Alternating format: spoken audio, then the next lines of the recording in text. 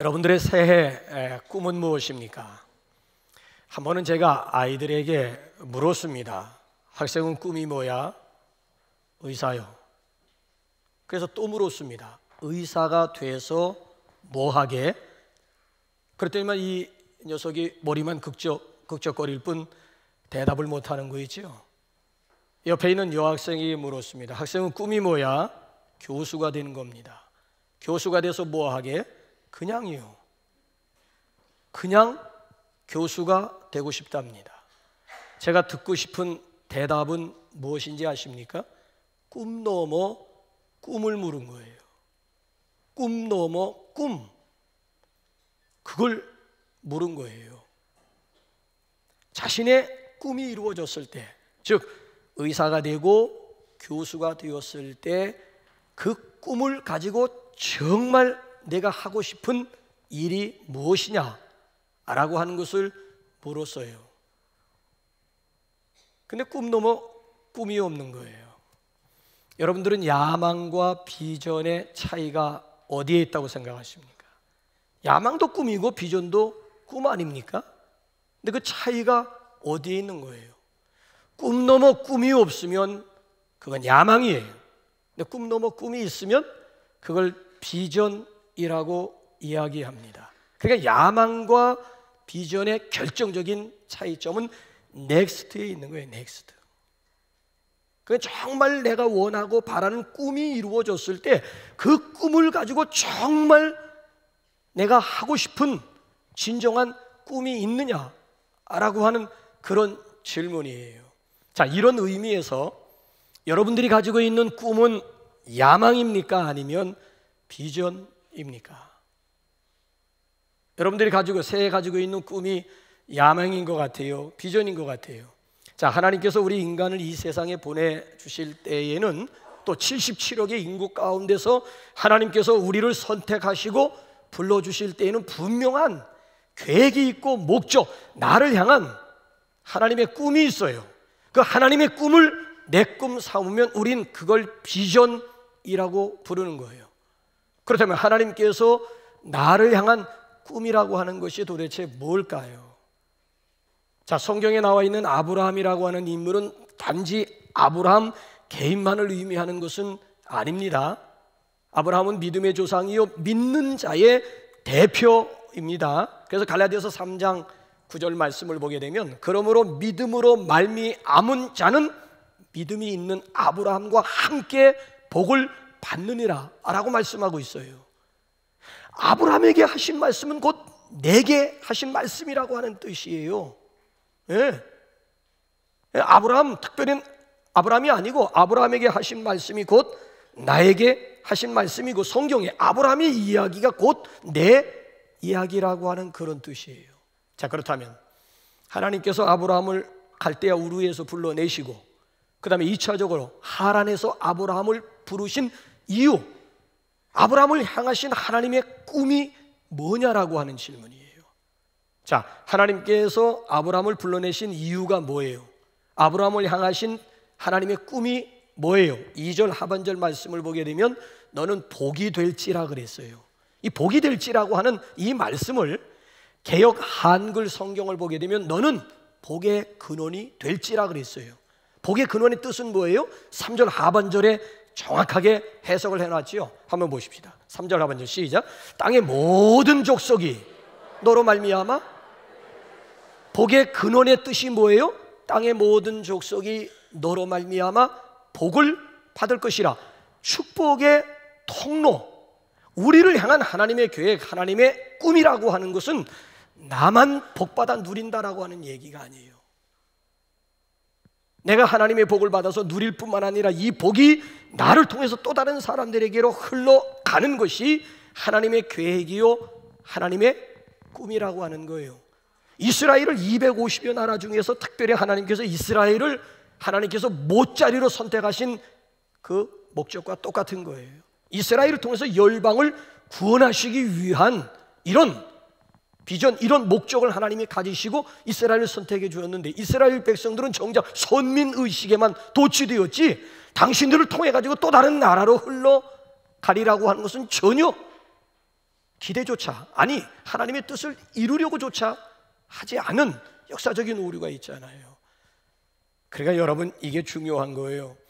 정말 하나님께서 나를 향한 비전, 나를 향한 꿈이 있다면은 나를 통해서 내 주변에 있는 사람들이 복을 받는 것이. 그래서 그 하나님의 꿈을 내 꿈 삼으면 우리는 그걸 비전이라고 하고요, 그냥 내 꿈을 내 꿈 삼으면 그걸 우리는 야망 또는 멍멍이 꿈이라고 우리가 부르는 것이죠. 여러분 어때요? 여러분의 꿈이 야망입니까? 아니면 비전입니까? 이 시간 여러분들의 야망이 비전으로 업그레이드 될 수 있기를 주님의 이름으로 축원합니다. 금년 안에 누군가 나를 통해서 복을 받게 하자는 거지요. 기꺼이 우리가 축복의 통로로 쓰임받는 그런 한 해가 되자라고 하는 이야기예요. 자, 그렇다면은 하나님의 꿈을 내 꿈, 내 비전 삼기 위해서는 어떻게 해야 될까요?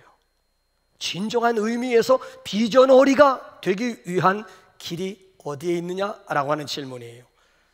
자, 이 질문에 답하기 위해서는 본문 말씀을 동사 중심으로 엮어보게 되면 분명 진정한 비전어리가 되는 길이 보여요. 첫 번째 동사는 떠나라는 것입니다. 자, 오늘 여기 본문 2절 3절을 보게 되면 하나님의 엄청난 약속이 나오잖아요. 아브라함을 하나님께서 선택하시고 부르신 다음 내가 너로 큰 민족을 이루게 하리라, 내 이름 창대하게 만들어주리라, 축복과 저주권마저 내가 너에게 주리라고 하는 이런 엄청난 하나님의 꿈, 하나님의 비전이 있는 거예요. 자, 그 비전을 이루기 위한 1절 말씀을 보게 되면 본토 친척 아비집을 떠나라고 하는 거예요. 현재 내가 지금 안주하고 있는 그 자리 가운데서 떠나라고 하는 얘기예요. 현재 그 자리에서 그냥 안주하려고 하지 말고, 그렇죠? 오늘 여기 본문 말씀을 보게 되면 떠나라고 하는 얘기예요.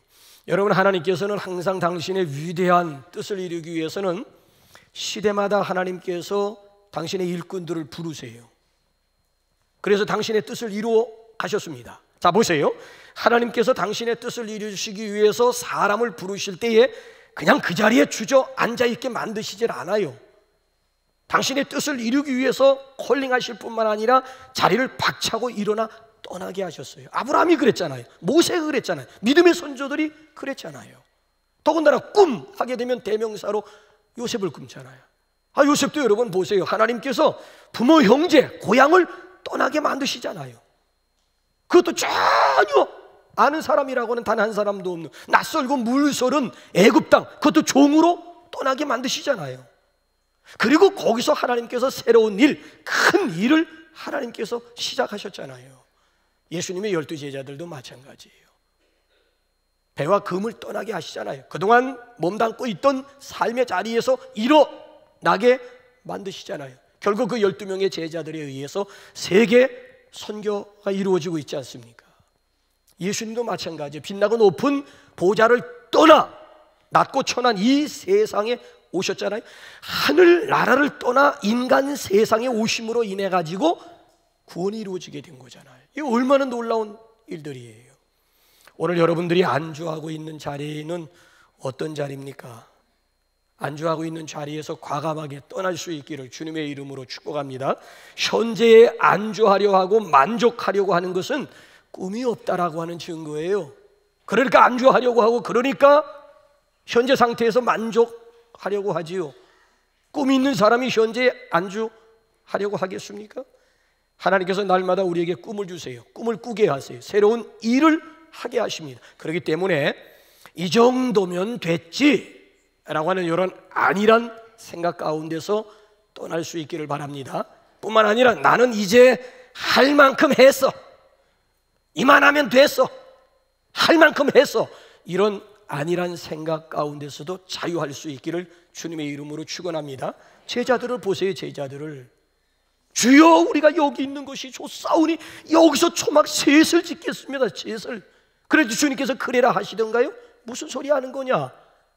떠나가자 해가지고 그 세 명의 제자들을 끌고 사람들이 기다리고 있는 사역의 현장 속으로 예수님께서 들어가시잖아요. 그렇기 때문에 새해를 시작하면서 우리 모두 외쳐야 될 외마디가 있습니다. Come Holy Spirit, do new things. 성령이여 새 일을 행하소서. 새 일을 행하실 하나님을 기대하면서 한 해를 출발할 수 있기를 주님의 이름으로 축원합니다. 남극 탐험가 스콧 대령의 추도식에 영국의 왕이 무릎을 꿇고 경의를 표했다고 합니다.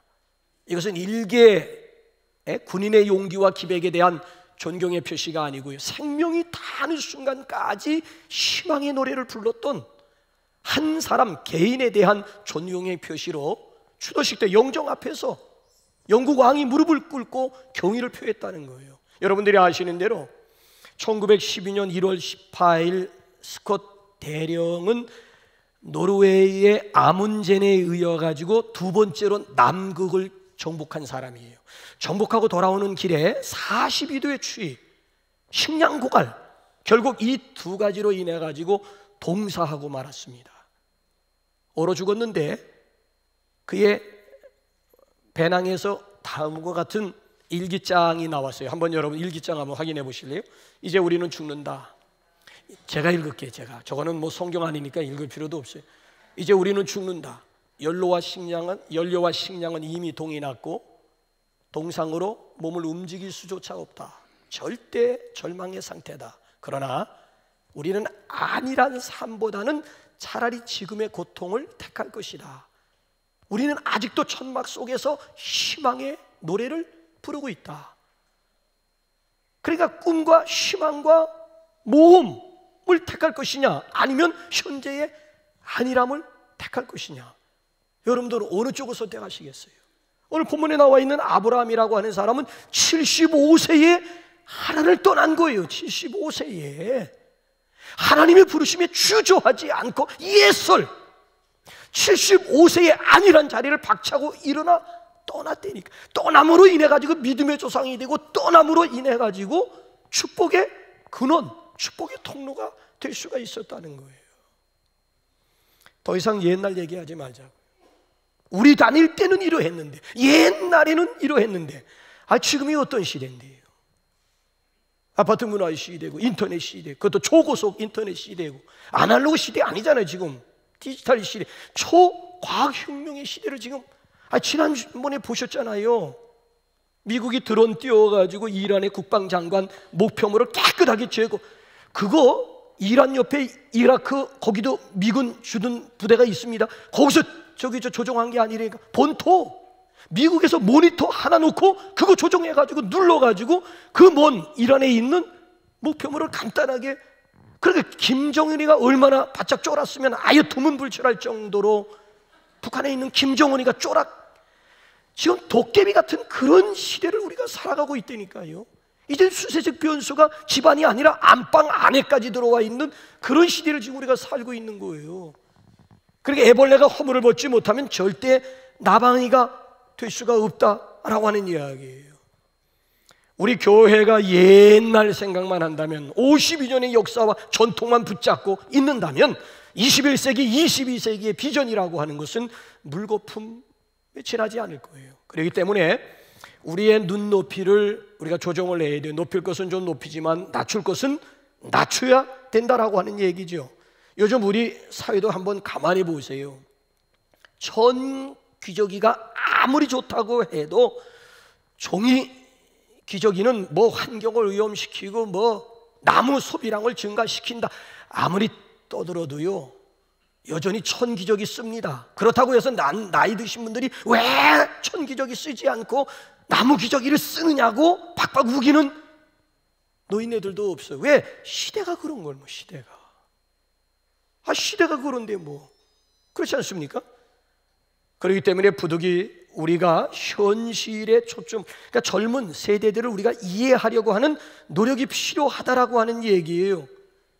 그런데 밖에는 지금 다 시대가 그렇다고 하면서 교회 안에 들어와서 옛날 내 생각을 고집하면서 옛날에는 그러지 않았는데, 옛날에는 20년 길을 걸어왔는데 무슨 얘기냐고. 이게 요즘 젊은 세대들에게 무슨 의미가 있느냐, 무슨 상관이 있느냐라고 하는 얘기죠. 그러니까 우리가 이 생각의 수준도 우리가 좀 조절해야 된다니까요. 왜 지금 교회 안에 있는 청년들이, 왜 교회 안에 있는 젊은이들이 점점 교회를 떠나간다고 여러분 생각하십니까? 옛날 고집해서는 되어지는 것이 아무것도 없더라고 하는 그런 얘기예요. 오늘 여기서 우리 본문 말씀을 통해 가지고 이 안일한 생각, 이 안일한 삶 가운데서 하나님께서는 오늘도 또 나라고, 그러니까 생각도 과거에서 미래의 사고로 출애굽이 필요하다라고 하는 그런 얘기예요.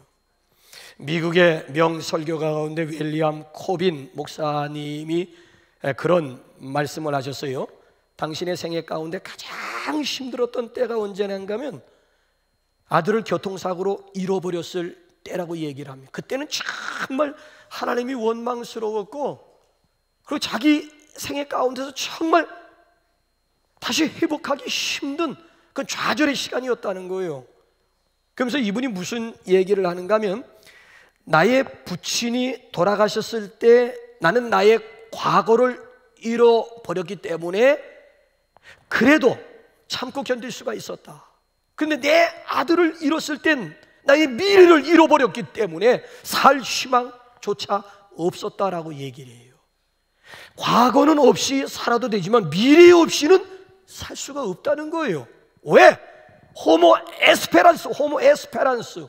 사람은 빵을 먹고 사는 존재가 아니라 꿈과 희망과 소망을 먹고 사는 존재이기 때문에 그렇다라고 하는 이야기예요.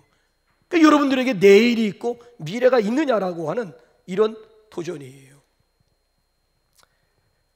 오늘 여러분들이 미래를 향해서, 아니 꿈을 향해서 여러분들이 힘차게 나아가려고 하는데 여러분들의 발목을 잡고 있는 것이 무엇입니까? 이 시간 우리 과감하게 떠날 수 있기를 주님의 이름으로 축원합니다. 익숙한 것들 붙잡혀 있는 한 변화가 없는 거야. 그러니까 익숙한 것들과 결별을 선언해야 거기 변화도 있고 거기 성장도 있고 성숙도 있고 하나님께서 우리에게 주신 꿈을 내 비전 삼고 그 비전을 우리가 노래할 수가 있고 비전의 결과를 우리가 간증할 수가 있는 거예요. 익숙한 것들과 결별을 선언하는 그런 결단의 시간이 되시기를 주님의 이름으로 축원합니다. 자, 두 번째 동사는 바라보라래요. 바라보라. 자, 우리 한번 13장 14절 한번 다시 한번 확인해 보겠습니다. 시작. 롯이 아브라함을 떠난 후에 여호와께서 아브라함에게 이르시되 너는 눈을 들어 너 있는 곳에서 북쪽과 남쪽 그리고 동쪽과 서쪽을 바라보라. 자, 조카 롯에게 기름진 땅을 양보한 다음 그날 밤 하나님께서는 텐트 속에서, 천막 속에서 아브라함을 끄집어내셔서 너 있는 곳에서 하늘을 바라보고 동서남북을 바라보라고 하는 얘기예요. 너는 눈을 들어 너 있는 곳에서 동서남북을, 그러니까 시야를 넓히라고 하는, 눈을 크게 뜨라고 하는 얘기지요. 그러니까 넓게 보고 멀리 바라보라고 하는 그런 도전이에요. 우리가 사는 시대만 바라보아서는 안 된다는 거예요.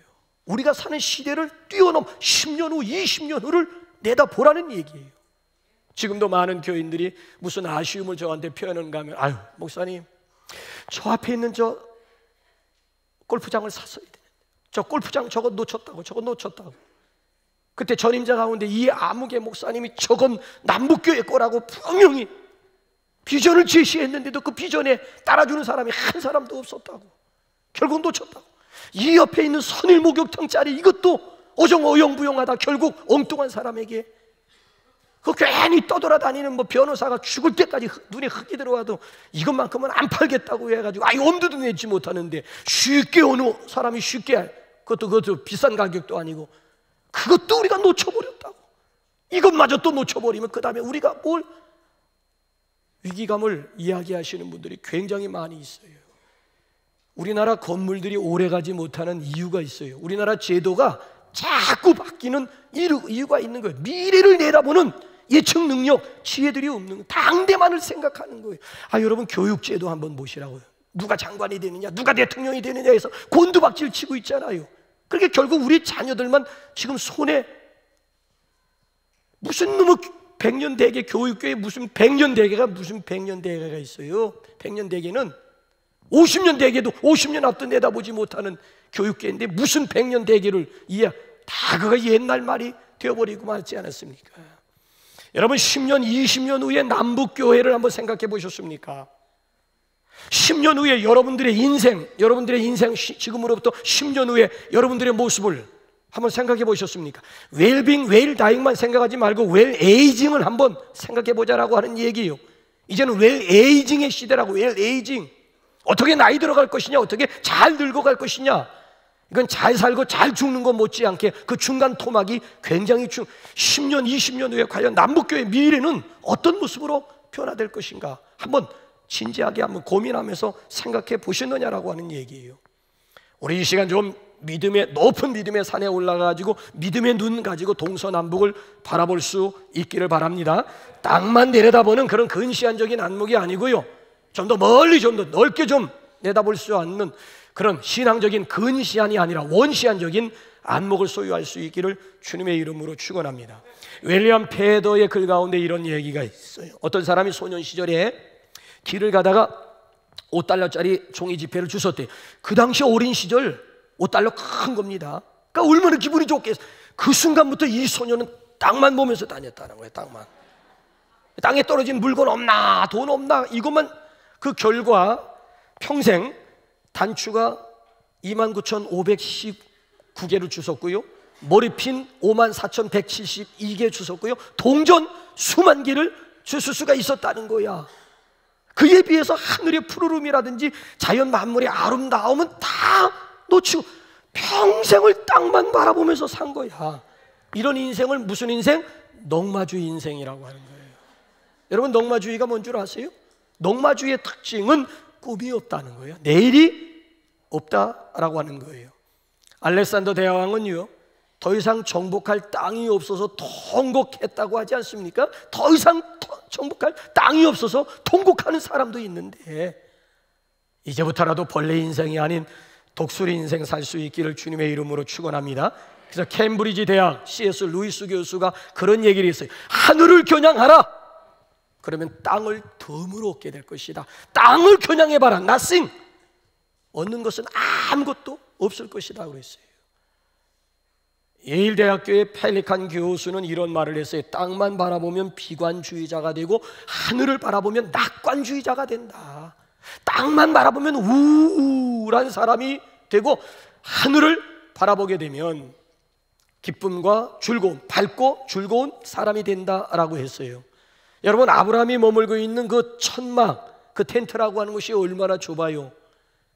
이렇게 움직이다 보면 동해 부딪히고 서해 부딪히고 남해 부딪히고 북에, 그런 아브라함을 하나님께서는 그 천막 안에서 끄집어 내신 다음 하늘을 바라보, 동서남북을 바라보라고 하는 거예요. 여러분, 우리를 둘러싸고 있는 환경이 때로는 사면 초가처럼 느껴질 때가 있을 거예요. 앞뒤가 꽉 막힐 것 같은 답답한 현실에 접할 수가 있을 거예요. 그 순간 여러분 기억하세요. 위를 바라보세요. 위는 열려 있고 위는 뚫려 있는 거예요.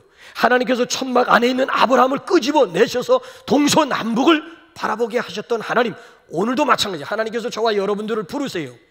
우리가 하나님의 부르심에 순종해서 하나님에게 우리의 시선을 고정시키면서 큰 꿈을 꿀 수 있기를 바랍니다. 왜 큰 꿈을 꿔야 되는가 하면, 비록 그 꿈이 산산조각 나도, 큰 꿈이 산산조각 나면 그 조각 하나만 붙잡고 있어도 얼마든지 여러분 우리에게 힘이 되고 얼마든지 삶의 원동력이 될 수가 있는 것 아니에요. 작은 꿈 꿔다 박살나는 것보다 큰 꿈 꿔다 박살나면 그 박살난 조각 하나만 붙잡아도 땡 잡는 일이라니까요. 기왕이면 우리가 반듯하게 좀 큰, 하나님을 위해서, 하나님의 영광을 위해서 좀 큰 꿈을 꿀 줄 아는 저와 여러분들이 될 수 있기를 주님의 이름으로 축원합니다. 나의 생각 속에, 나의 경험 속에 하나님 제한하지 말자는 거죠. 하나님은 전지전능하신 하나님이에요. 무소부재하신 하나님이에요. 영원불변하신 하나님이에요. 그거 위대하신 하나님이라고요. 그 크고 위대하신 하나님을 바라볼 줄 아는 저와 여러분들이 될 수 있기를 주님의 이름으로 축원합니다. 원래 비전이라고 하는 형용사는 비저불이잖아.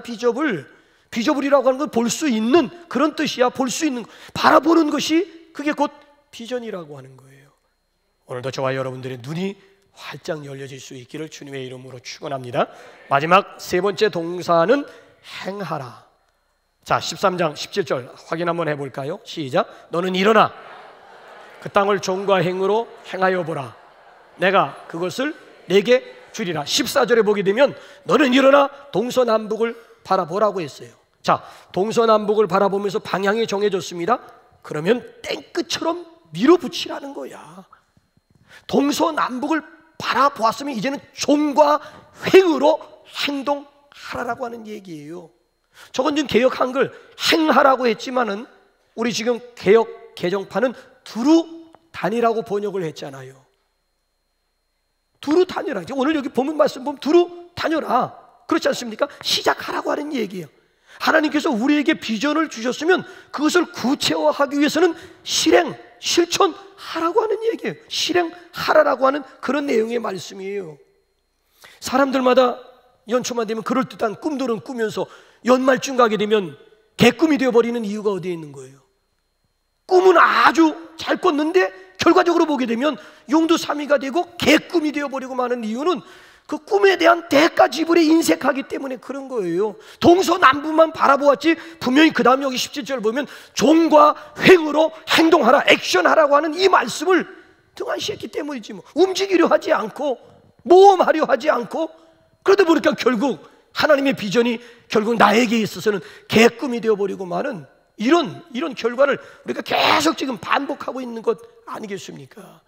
위대한 꿈을 꾸었으면 오늘 여기 본문 말씀을 보게 되면 한번 보세요. 17절과 함께 신명기 11장 23절과 여호수아 1장 3절에 공통점이 있어요. 한번 보세요. 시작. 너희의 발바닥으로 밟는 곳은 다 너희의 소유가 되리니 너희의 경계에는 곧 광야에서부터 레바논까지와 유브라데 강에서부터 서해까지라. 여호수아 1장 3절. 내가 모세에게 말한 바와 같이 너희 발바닥으로 밟는 곳은 모두 내가 너희에게 공통점이 뭐예요? 발바닥으로 밟는 곳, 그곳을 너희에게 주리라는 거예요. 액션이에요. 액션. 발바닥으로 밟는 곳, 그 밟는 곳마다 내가 너와 너희 자손에게 주리라고 하는 하나님의 약속이에요. 행동하는 신앙을 지금 요구하고 있는 거예요.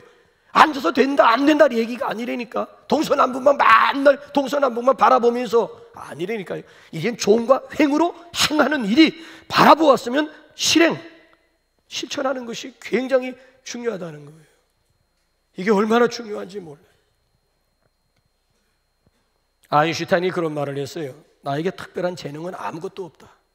다만 모든 것에 열정적인 모험심을 가질 뿐이다.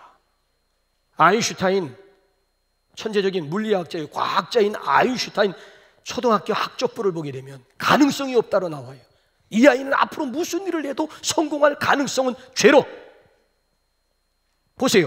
나는 가지고 있는 재능이 아무것도 없다. 다만 모든 일에 열정적인 모험심을 나는 가지고 있다. 이 양반이 이런 얘기를 해요. 실수를 해보지 않은 사람은 한 번도 새로운 일을 시도하지 않은 사람이다 라고 하는 말을 해요. 실수하지 않은 사람은 한 번도 새로운 일을 시도하지도 않았는데 뭔 실수가 있고 뭔 실패가 있겠어요? 그렇지 않습니까? 자기의 꿈을 실현하려면 실패 두려워하지 말고 일단 한 걸음부터 내디디라고 하는 그런 도전이지요. 그런 도전. 실패를 두려워하는 사람이 도전하겠어요? 도전하지 않는데 꿈이 이루어지겠습니까? 나싱 벤처, 나싱 윈이라니까. 모험이 없으면 윈, 결과도 승리도 아무것도 없는 거예요.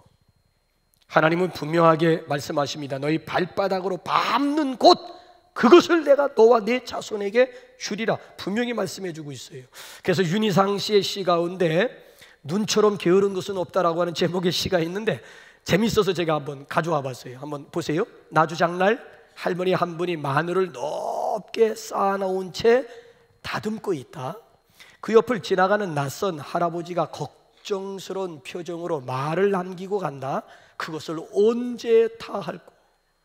그러자 할머니가 혼잣말을 한다. 눈처럼 게으른 것은 없다. 눈처럼 겁대가리 많은 놈이 없다는 거예요. 보면서 지레 겁을 먹게 하고 지레 포기하게 만드는 게 이 눈이라고 하는 얘기예요. 그러니까 이런 눈에 현혹되지 않기 위해서 손발을 움직이는 것 밖에는, 그러니까 겁먹지 말고 손발을 움직이는 수고를 하게 되면 분명히 목표는 내 앞에 놓여 있다라고 하는 얘기예요. 제가 월요일마다 특별한 일이 없으면 여기 북한산을 올라가는데 집에서 출발할 땐 목표가 분명합니다. 오늘은 백운대 갈 거야. 오늘은 의상봉 갈 거야. 오늘은 원효봉 갈 거야. 오늘은 사모바위 쪽으로 갈 거야. 오늘은 쪽돌이봉이, 아니 오늘은 성산봉이다. 정해놓고 집에서 집사람하고 출발합니다. 근데 딱 북한산성 거기 주차장에 딱 차를 대고 이제 등산화 끈을 묶으면서 타협이 들어옵니다. 쳐다보고 야 저거 지금 중간에 올라가다 그냥 이렇게 그냥 돌아올까, 아니면 중간에 올라갔다 옆으로 치고 뭐 동문으로 내려, 막 협상이 들어와요. 그때마다 제가 암송하는 시가 있어요. 태산이 높다 하되 하늘 아래 메이로다. 오르고 또 오르면 못 오를 리 없건만 사람이 제 안이 오르고 매만 높다 하더라. 제 안이 오르고 그냥 매만 쳐다보면서 아이고 높아 아이고 높아. 이 눈이라고 하는 놈이 얼마나 겁대가리 많은 놈인 줄 아십니까? 지레 아예 겁먹게 만들고 아예 지레 아예 그냥 포기하게 만든다니까. 이때 중요한 것은 손발이 중요한 거예요. 발만 움직이면, 손만 움직이면 얼마든지 목표점은 점점 우리 앞으로 다가올 수 있는 것 아니겠습니까? 인생 한 방울 꿈꾸던 사람이 매일같이 기도를 했다면서요. 주여 로또 복권 1등 당첨되게 하옵소서. 100일 기도했대. 100일 기도 당첨되게 해주면 이거 가지고 내가 정말 선한 사업에 정말 힘껏 내가 헌신하겠습니다. 1등. 자, 100일 기도 끝나고 딱 일어서는데 하나님께서 우리와 같은 음성으로 응답을 주시더랍니다. 야 임마 복권부터 사. 아니 복권도 사지 않고 그냥 로또 복권 1권 당첨. 얼마나 위에 계신 하나님이 답답하셨으면 야 임마 로또 복권부터 사고 그런 기도를. 아니 꿈을 꾸었으면 행동해야 돼. 마음 먹었으면 몸이 움직여야 되는 거 아니에요? 근데 마음만 먹었지 몸은 움직이지도 않고 꿈은 꿨다고 하면서도 행동은 옮기지도 않으니 부도나는 거 아니겠어요? 일본의 초 베스트셀러 가운데 일본 전산 이야기라고 하는 책을 통해서 졸지의 전설적인 인물이 된 분이 있죠. 나가모리 사게노부라고 하는 사장이라고 그래요. 일본뿐만 아니라 기업을 하는 사람들에게서는 나가모리 사게노부라고 하는 사람을 모를 사람. 성공 비결을 물으면 이분은 준비된 대답이 뭔가 하면 한 문장, 남들보다 2배 더 일하면 된다. 이게 그분의 성공 노하우에 남들보다 2배 일하면, 아니 정말 여러분 질문도 정말 남들보다 2배 일하면 정말 성공하는 거예요? 의구심이 일지요? 이분의 행동 철학을 보면, 행동 원칙을 보면 고개가 끄덕거려져요. 즉시 한다, 반드시 한다, 될 때까지 한다. 이 세 마디예요. 아주 단순한 문구지만 직구야, 직설법이야. 여러분 행동하지도 않는데 저절로 이루어지는 이런 세상에 아무것도 없는 거예요. 즉시 한다, 반드시 한다, 될 때까지 한다. 이제 여러분 한 해 동안 살아가시면서 할까 말까 망설일 땐 해버리세요. 갈까 말까 망설일 땐 아예 가버리면 끝나는 거예요. 괜히 뭐 이게 될까 안 될까, 갈 수 있을까, 괜히 앉아가지고 괜히 탁상공론하면서 세월 보내시지 마시고요. 할까 말까 망설여질 때 그냥 해버리고요. 갈까 말까 망설일 때 주저함 없이 가버리면 끝나는 거예요. 우리 옆에 있는 분들하고 인사하면서 찬양하겠습니다. 세 가지 우리 내용 가지고 우리 한번 합시다. 즉시 합시다, 반드시 합시다, 될 때까지 합시다. 시작.